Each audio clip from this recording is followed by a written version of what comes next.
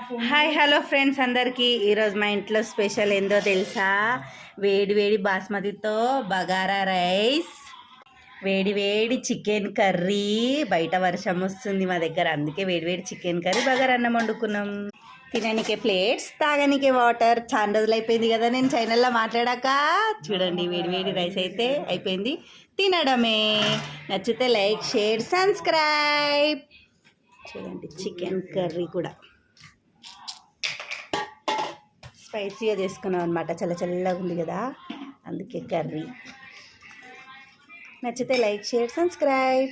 చూడండి ఫ్రెండ్స్, నా ప్లేట్ అయితే నిండుగా ఎంత బాగుందో కదా. చూడండి, ఆనియన్, నిమ్మకాయలు, వేడి వేడి basmati rice, bagara, chicken curry. నచ్చితే like, share, subscribe. Compulsory subscribe మాత్రం చేసుకోండి. లైక్లు ఇస్తలేరు, కామెంట్స్ కూడా ఇవ్వండి, సరేనా? నచ్చితే like, share, subscribe. Bye bye.